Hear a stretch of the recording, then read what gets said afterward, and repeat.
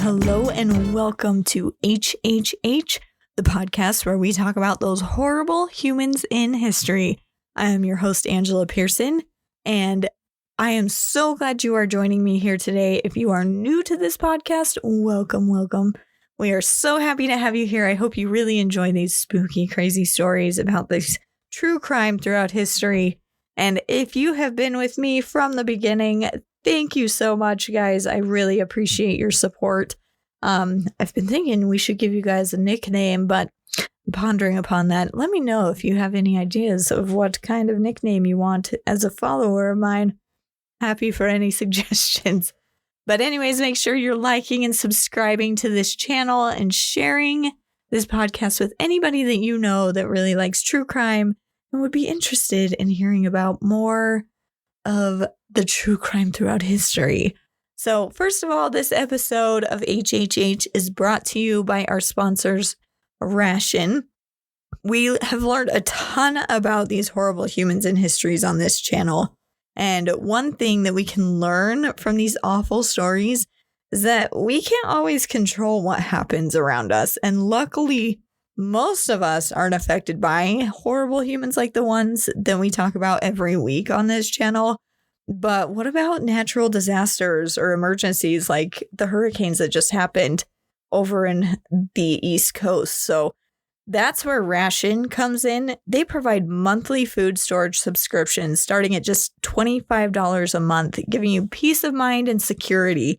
Ration is currently taking pre-orders, and if you order now, you'll get 1 month's worth of free food with savings spread over the first 6 months of your subscription. So just enter the code pre-order at checkout and claim your discount. The best part? Ration starts shipping in January, so you'll be ready to face whatever 2025 throws your way, because who knows what's going to happen, right?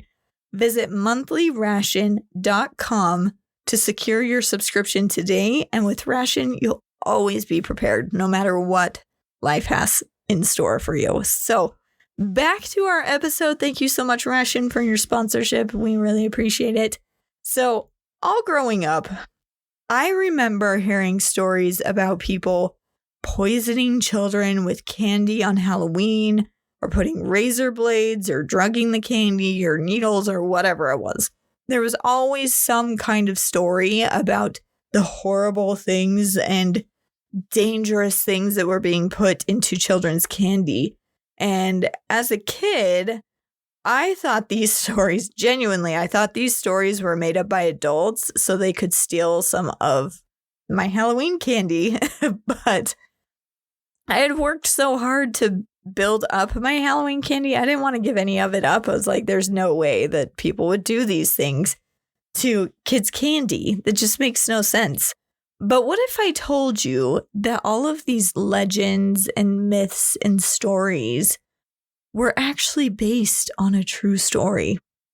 Well, that is partially true, which I'll explain a little bit later as the story goes on. But our story today will be about the man who destroyed one of the best parts of my favorite holiday, Halloween. It is the creepy tale of the Pixy Stix Killer, or a man who killed Halloween. What is his name? If you don't remember, and don't cheat, don't look at the title of the episode. If you don't remember from last week, then you will find out very soon. So today I'm going to format my podcast a little bit differently, so sit back, relax, and listen to the story of the Candyman.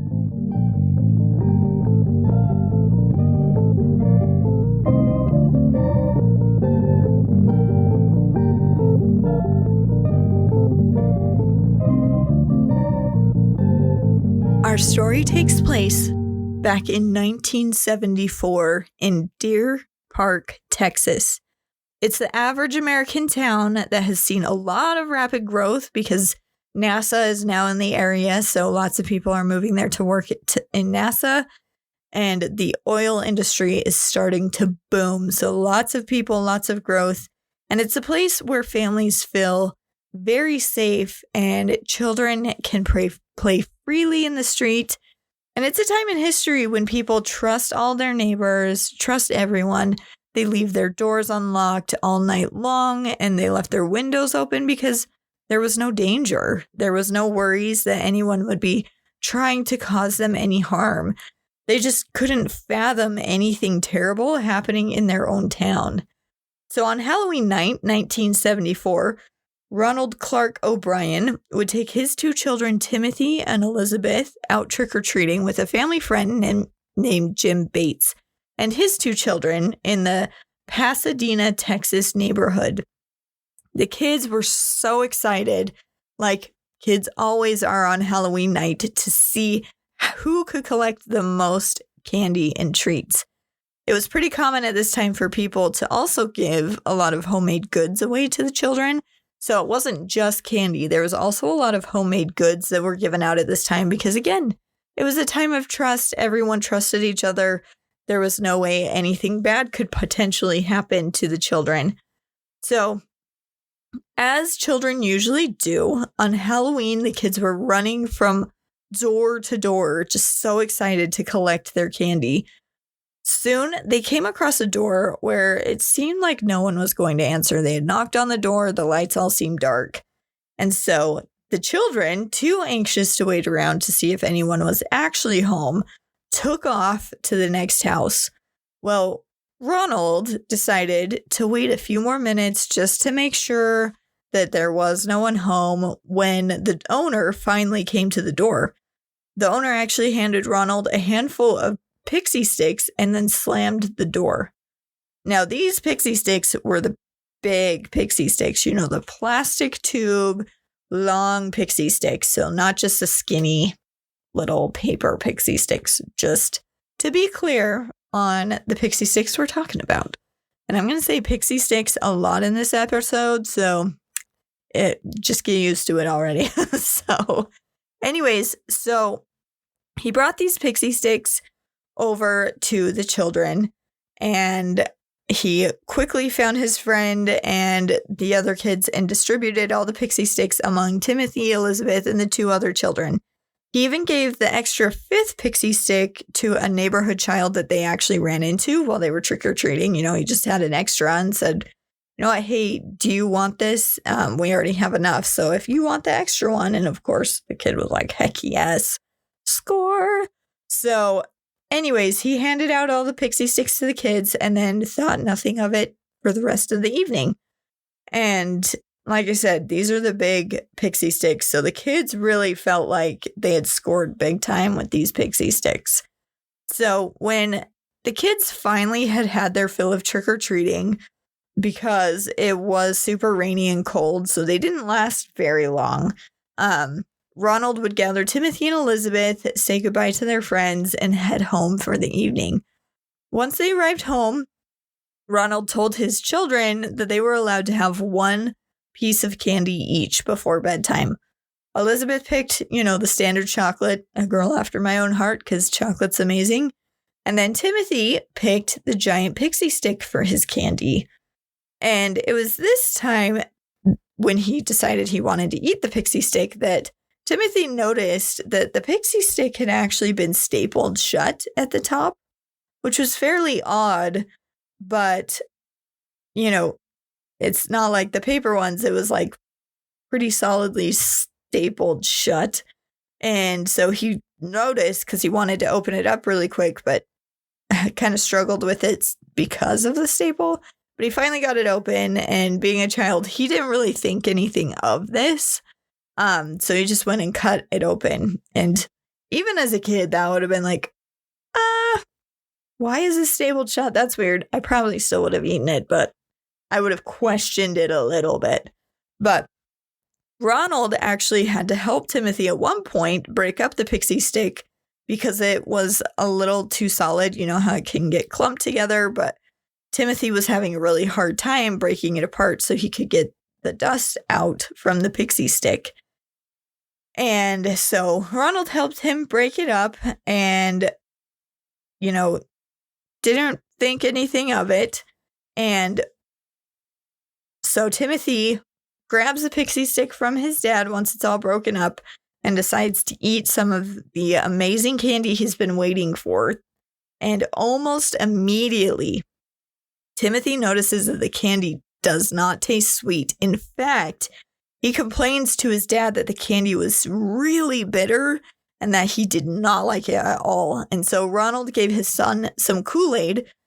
And why are there so many sketchy stories that involve Kool-Aid? Like, how many stories have we talked about that involve Kool-Aid in some way? What the heck?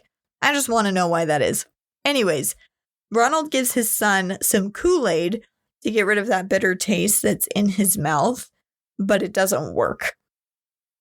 Immediately after drinking the Kool-Aid, Timothy began complaining about his stomach hurting, and he had to run into the bathroom where he began to violently vomit. No sooner had he stopped vomiting than he started convulsing on the floor. So Ronald quickly ran into the room with his son and held him while he still was vomiting and convulsing until his body went limp. Soon the EMTs actually arrived, but there wasn't a chance to save poor Timothy. He actually died on the way to the hospital less than an hour after consuming the pixie stick. Now, word of Timothy's death by candy spread really quickly through the community, sending fear shockwaves throughout the neighborhood, throughout the city, and throughout all the parents, because now they were all concerned, what if their child had contaminated candy? So a flood of candy was turned into the police. The police even asked them to turn in their candy just so it could be double checked and make sure that everything was okay. And the parents were demanding that the candy be checked for poison because they were concerned about their children. Obviously, I would have been too. Now, during the autopsy of Timothy, the coroner actually noticed that there was a smell of almonds coming from Timothy's mouth. And when the results came back, it was discovered that the pixie stick had been laced with so much potassium cyanide, that nasty poison, that it could have killed 2 full-grown adults. Now, the reason why I bring up the almond smell coming from Timothy's mouth is because that is actually a sign of cyanide poisoning, is if you can smell almonds. It smells of almonds. How creepy is that? You'll never think of almonds the same way because it smells like cyanide. Now you know that. I mean, at least after you've been poisoned with cyanide, that's what it smells like. So, discovering this, all the kids' candy who had been with Timothy, including his sister Elizabeth and their friends, was searched. And all the pixie sticks, except for one, there were supposed to be 5 in total. They found 4. So 4 of them were found. But where was the other pixie stick? Well, the parents of the child who had received it were frantically searching for the poisoned candy, obviously. And they searched their whole house up and down, couldn't find it. And lo and behold, they actually found it in the clutches of their sleeping son, who had fallen asleep trying to open it, but was unable to open it because it was stapled shut. So those strange staples on this pixie stick are what saved this child's life, because he really wanted to eat that pixie stick, but couldn't get it open because of the staple. And so when all 5 pixie sticks were opened, the police discovered that the top 2 inches of each of the pixie sticks had been filled with cyanide powder and then resealed with the stapler. That's why I'm like, you guys weren't suspicious when you saw a staple sealing that shut? Like, I feel like that would have been a sign, but hey, that's just me. I would be very concerned if I saw, like, my child brought a Snickers bar home and it was stapled shut. I'd just be a little concerned, right? That would be an automatic heck no for me. But it also turns out that the doses in these pixie sticks were strong enough to kill 3 to 4 adults. So it was even stronger than what had killed poor Timothy. And whoever was putting this poison into the kids' candy was not messing around. They wanted to ensure that whoever ate this would die. Now, police talked to Ronald to see if he could remember where the tainted candy had actually come from. They even took Ronald to drive through the neighborhood to see if he could identify the house he had gotten the candy from. And he was kind of struggling to do it. So the police decided that maybe walking through the neighborhood would be good enough to jog his memory. So after the third time around the neighborhood, Ronald was finally able to point out the home where he had gotten the tainted candy. Now, I can see how it might be hard to remember exactly where you had gone trick-or-treating and exactly which house you got what candy from, because when you trick-or-treat, that's a lot of houses. That's a lot of stuff to try and remember, especially with your kids running around and all of that kind of stuff. So it should be fine that he didn't remember, right? Because when you go trick-or-treating, there's a lot of houses and there's a lot going on. Well, in this specific case, he should have been able to name the house pretty easily. Why? Because Mr. O'Brien and his children only went down 2 streets because it had been raining very hard the night of Halloween. But Ronald struggled to identify the house anyways, even though they had literally only gone down 2 whole streets. I think at that point, it would be pretty easy to point out, yeah, I got giant pixie sticks from that house if you'd only gone down 2 streets. But hey, who knows? Maybe it was a stressful night, so he didn't remember. I don't know. Eventually, he led them to the door of the home that had not answered right away, stating that this is where he'd gotten the candy. He explained how the owner hadn't really answered the door immediately, but the children had ran next door, so he was there alone when the owner finally answered the door. So he was the only one there, and then when the man answered the door, he didn't turn on any of his porch lights, he didn't turn on any lights or anything. He just opened the door a crack, and it was only open enough for Ronald to see the man's arm, which he described as hairy. And then he handed Ronald the candy and slammed the door shut. Needless to say, at this point, the police were slightly suspicious of Ronald, but decided to check into whomever the owner of the home was, since this is where Ronald claimed that the candy had come from. Well, it turns out the owner of the house was a man named Courtney Melvin. Courtney Melvin let the police know that there was no way on this planet he could have given Ronald any of the candy because he had been working all night until 11 p.m. So there was no way he would have interacted with any trick-or-treaters or anything because he was at work. And he actually worked at William P. Hobby Airport as an air traffic controlman. And to prove his innocence, he actually had over 200 people who could corroborate his alibi. So he was very quickly cleared of any suspicion. So this would place all suspicion back onto Ronald. Because why is Ronald lying about this? Like, why would he try and place the blame on someone else? The police decided they needed to take a closer look into the father of the innocent boy who'd been poisoned on Halloween. So Ronald Clark O'Brien is your average Joe Schmo. He had a job as an optician at the Texas State Optical. He was married to and lived with his wife, Diane, I don't know, Dayne, Diane? I don't know. Anyways, they had 2 children together, Elizabeth and Timothy, and he was even a deacon at the Second Baptist Church. He sang in the church choir and even ran a local bus program. And he had never had any issues with the law or anything like that. So, like I said, just your average American. They were a happy church-going family, just a good, upstanding guy trying to provide for his family. Or at least that's what it looked like on the surface.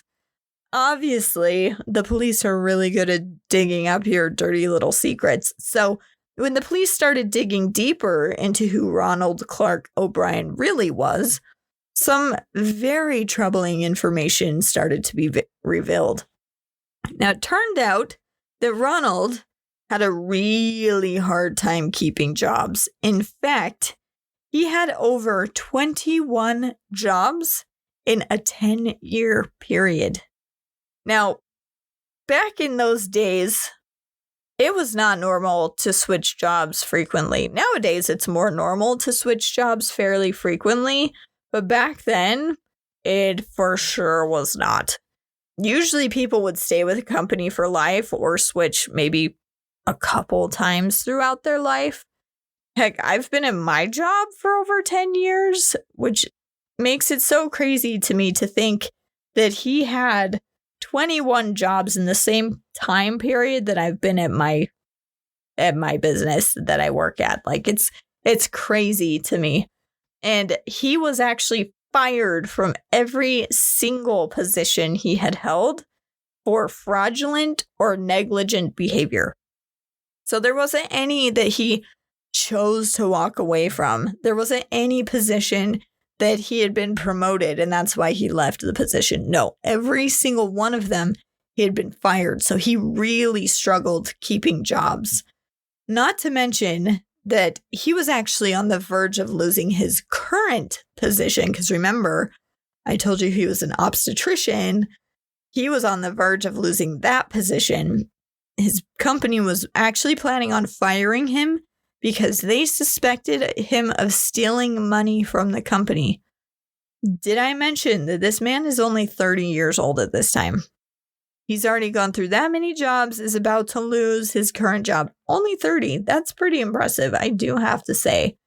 So, why on earth would he be putting such a good, solid job at risk to steal more money?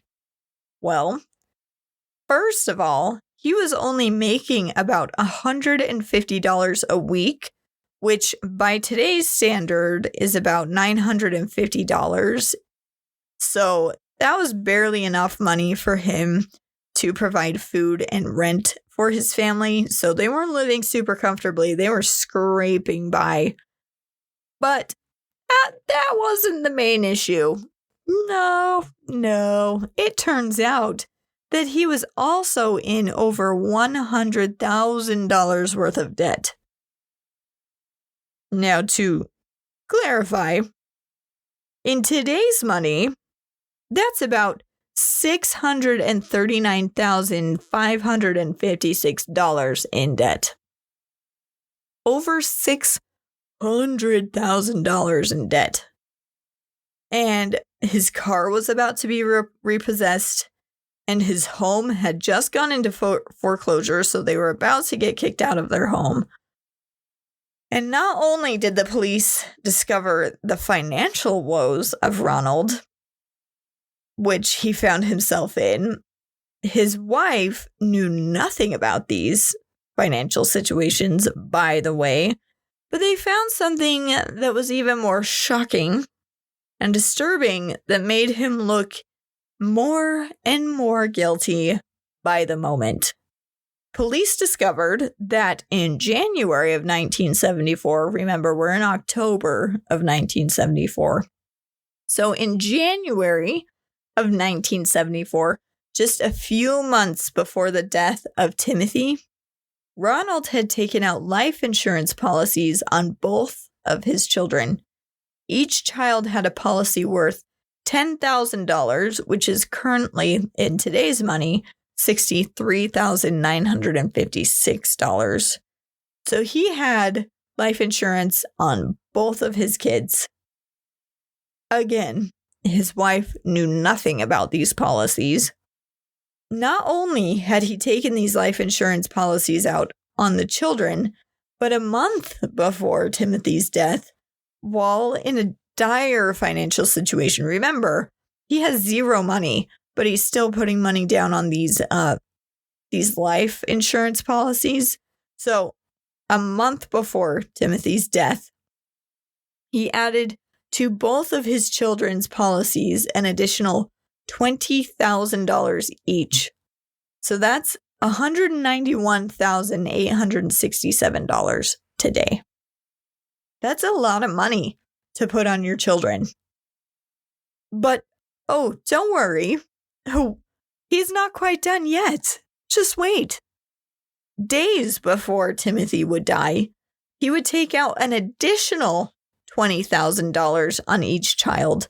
So now they both had a policy that totaled $50,000 on each child. That's each child. So for a child, it was $319,778 in today's money.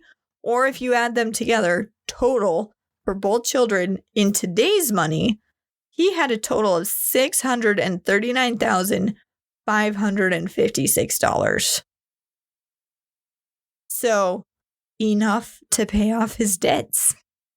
He would have had enough to pay off his debts based off of these life insurance policies he took out on his children. Now, this doesn't seem suspicious at all because it's totally normal to take out thousands and thousands of dollars worth of life insurance on your children, right? Oh, wait. No, it's not. Not even back in the 1970s. It was not normal. So, yeah, the police were for sure thinking they knew who had actually given the children the poison candy. Also, can I just say something? Like, he must have had the most either trusting or innocent wife on the planet because she knew nothing about these policies, didn't notice that her husband was doing sketchy stuff, like didn't notice he was in a ton of debt. And she legitimately did not know, guys. It's not one of those like she's lying because she actually knew and didn't want to be attached to it. No. She genuinely didn't know. So, like, good for her for being so innocent. But also, can you imagine being that wife and this is the situation you're stuck in? It just sounds horrendous. So the police, after discovering all the life insurance policies, contacting the insurance company, the company let them know that the day after, literally the day after Timothy had died, Ronald reached out to them to see how long exactly it would take him to receive the money on his child. Like, didn't even wait, like, immediately was calling, demanding to get his money. Obviously, that seems suspicious, right? Like, sounds like a total grieving father to me. Like, not to mention, by the way, that family and friends had said that at Timothy's funeral, Ronald was basically bragging to them like what he was going to be doing with that life insurance money. He would be able to finally take the family on a nice vacation at his own son's funeral. What? What? Yeah, totally normal behavior for a grieving father. My goodness. So the police also discovered that Ronald had visited a chemical supply store in Houston shortly before Halloween. When he actually went up to the store clerk and asked how much cyanide he would be able to purchase, the clerk let him know that it was only possible to buy 5 pounds of cyanide. Like, that's it. You couldn't buy any more. And Ronald was super disappointed with this answer because it was such a small amount of cyanide. 5 pounds worth of cyanide was not enough for him. That was too small. So he left the store without buying anything. Like, 5 pounds? 5 pounds! That is a lot. That is so much. And I love that he thought that he was being super, super sneaky by saying that some stranger gave his kid this candy. But guess what? It only took the police 5 days to arrest Ronald. That's it. 5 days. They were never able to track down where Ronald actually got the cyanide from that he used to kill his son, but with all the other evidence, they had him and they were able to arrest him on November 5th, 1974. Literally 5 days. That's all it took. He thought he was being so smooth and sneaky. No. So his trial would actually begin on May 5th, 1975, and it would not go well for Mr. O'Brien. He would have one of his customers, who happened to be a chemical supply salesman, come and testify at the trial that Ronald had asked him a lot of questions about cyanide. Specifically, he remembered Ronald asking about how much it would take for it to be fatal to a person. Another acquaintance actually testified. He was a chemist by profession. He said that Ronald asked him about how he could go about purchasing cyanide, and he had a really weird fascination with the cyanide that kind of creeped this person out. His brother-in-law and sister-in-law would actually testify about the things he said at Timothy's funeral, about plans, how he was going to spend the insurance money, not just on vacations, but also other things that he wanted to purchase. And then, get this, his own wife testified against Ronald. And what she said is that on Halloween night, when he and the kids had gotten home from trick-or-treating, he had told the kids that they could each eat a piece of candy, but he did not give Timothy an option. He made Timothy eat the Pixy Stick. He didn't let him pick which candy he wanted. He made him eat the Pixy Stick. He told him he had to eat the Pixy Stick if he wanted to eat any candy that night. So Ronald forced Timothy to eat the Pixy Stick that night. Timothy did not have a choice. So throughout his trial, Ronald would maintain that he was innocent, that he had no part in this, and this part of the story, I don't fully understand the way that Ronald's defense team came to the conclusion that this was the best defense for Ronald. So this is the defense that Ronald's defense team would choose to prove his innocence. So they chose to defend him by basically saying, we all know the legends of strangers poisoning candy on Halloween night. That's exactly what happened in this situation. There was an evil stranger somewhere trying to poison children, and we all know these stories, so it must be true in this case, even though there might be a ton of evidence saying that our client's super guilty, but no, just ignore that. These myths are real. Just trust us. These stories we've all heard are real. Just trust us. Okay? Please, I beg you.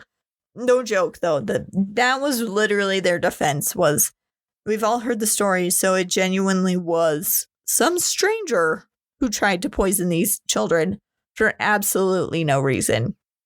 So, as you could probably guess, yeah, that defense did not work. It did not work. So, it only took the jury about 46 minutes in total to find Ronald Clark O'Brien guilty of capital murder of his son Timothy, and also guilty of 4 counts of attempted murder of his daughter Elizabeth and the 3 other children who received candy from him. And then it only took 71 minutes for the jury to decide that his sentence should be death by the electric chair. Obviously, his wife would file for divorce a very short time after his conviction, and she would actually remarry 4 years later, and her new husband adopted Elizabeth. So Elizabeth ended up having a good father figure in her life in the end. But while Ronald was on death row, all the other death row prisoners, now let me emphasize this. This is the death row prisoners, all the really, really bad criminals that did really, really, really bad things. These criminals thought that Ronald's crime was so heinous that all of the prisoners on death row shunned Ronald because they were disgusted that a man would kill his own son to make a little bit of money. Literally, he had 0 friends in prison, which is probably the last place you want to be friendless, is in prison. But the prisoners hated him so much. And the other inmates even petitioned to have their own demonstration on the day of Ronald's execution to express how much they hated him. Dang. These are the worst of the worst people, and they think you are the worst. That's pretty dang bad. Like, ooh. I mean, I don't feel bad for him because he deserves everything he got, but seriously, think about it. The worst humans on the planet at the time, the death row people, don't even like you because you're that evil. Like, that's pretty bad. So, his execution was set for August 18th, 1980, but his attorney was actually successful in petitioning for a stay of his execution. If you are a true crime aficionado, you know that even if someone is sentenced, they can appeal and they can appeal and they can. There is such a long legal process that goes into this. So even though he was convicted and sentenced, that is never the end of it. And it's just litigation forever. And I've had family members that have had to suffer through litigation and still are suffering. And it is horrible. So his litigation, he was supposed to be executed on August 8th. And it was stayed. The second date was May 25th, 1982. But that too was also postponed. Eventually, Judge Michael McSpadden scheduled a third execution date for October 31st, 1981.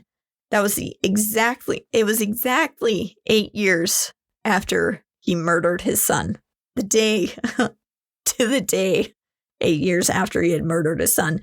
And that judge even said he would be happy to drive him to the executioner's chambers because he really wanted him gone.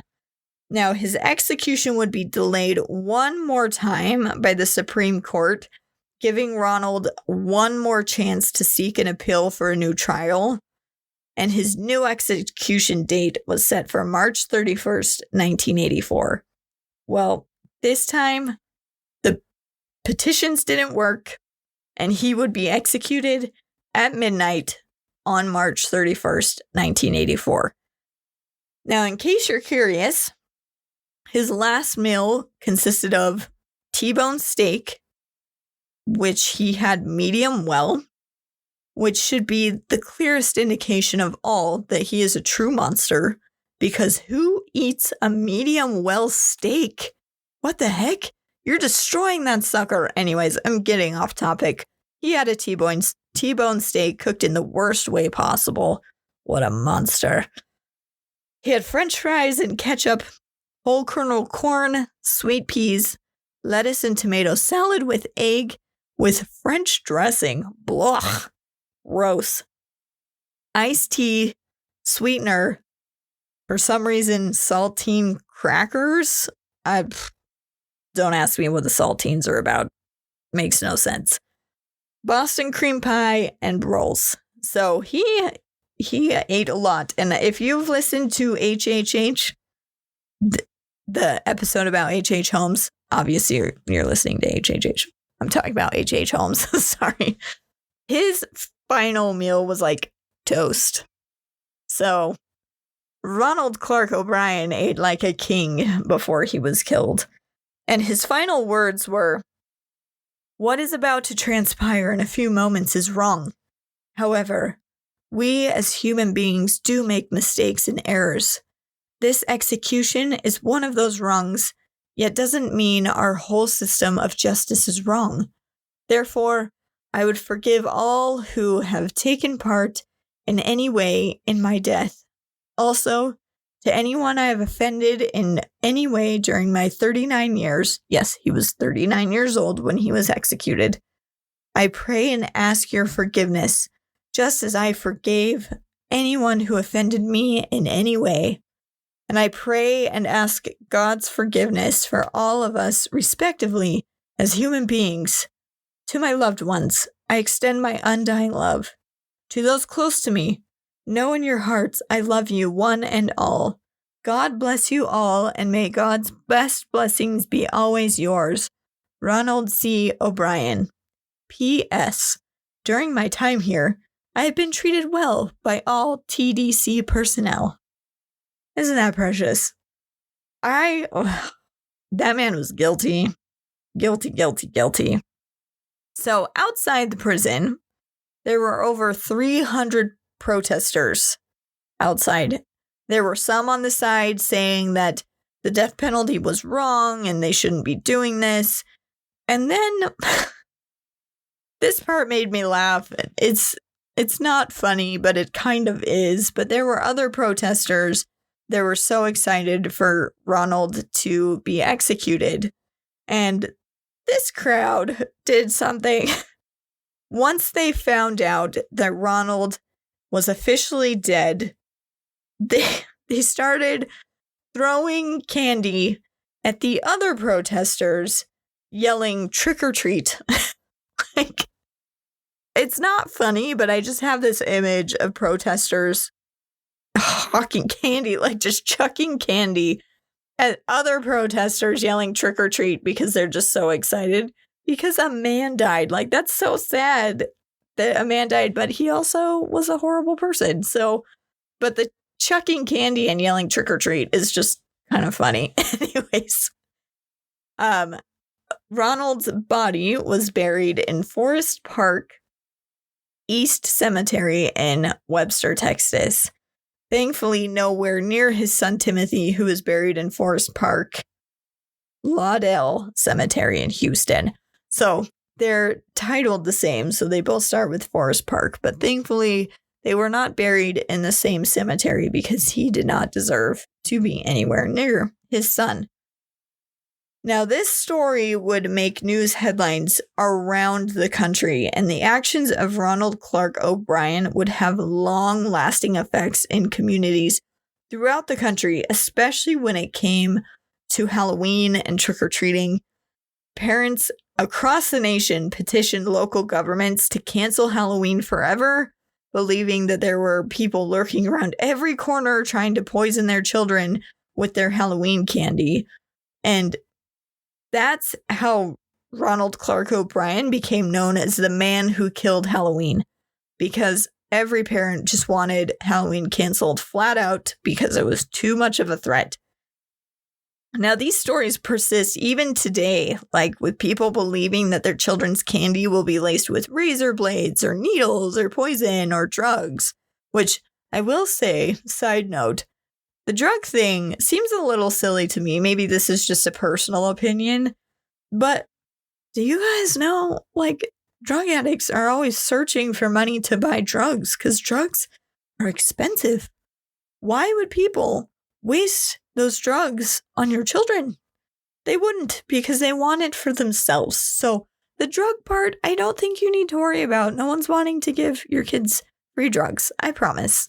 Because they just want to keep their own drugs, I'm pretty sure. Anyways, that's just a personal opinion I've always thought was weird, that people would think that kids' candy would be poisoned with that stuff. Anyways, guess what, though? I do have really good news about these myths and stories for all of you parents out there, especially if this kind of stuff worries you, you're worried about your kids.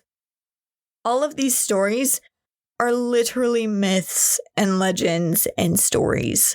And although I just told you the story about Ronald Clark O'Brien, he poisoned his own child. It wasn't random children. He did not pick random children to poison. He knew all of the children. And that is actually the case And most of the times they discover something in candy. They have done multiple studies on instances of tainted candy or things found in candy. And it turns out that all the causes consist of two things. Either it is someone that the child actually knows, like a parent, sibling, friend, or like another family member, or it's a child seeking attention. It is very, very, very, very unlikely that a random stranger will try to harm your children with Halloween candy. So I hope that brings a little bit of comfort after I told you the story about a man who tried to kill his own son using Halloween candy and framing random innocent bystanders. But that's genuinely what happens in these situations. It's usually a family member or a parent trying to do something to their own family member or child. So I hope that makes you feel a little bit better, because they have done so many studies and they genuinely are just myths and legends.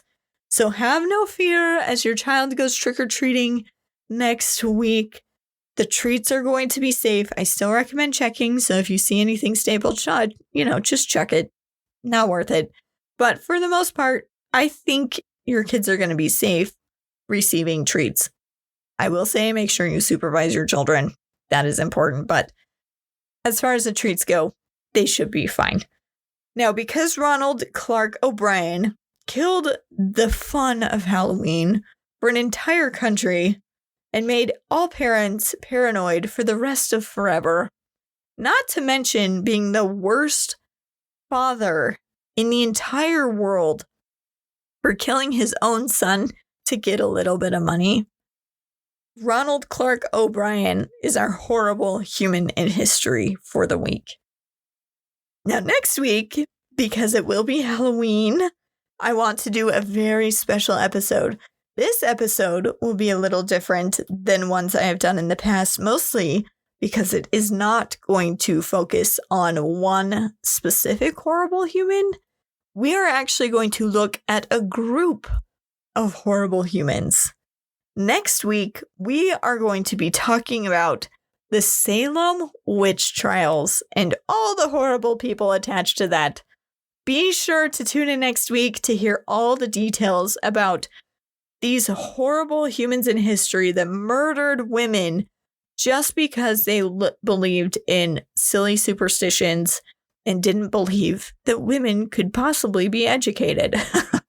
So make sure you tune in next week as we talk about the Salem witch trials. Thanks for joining me today, and we will see you next week.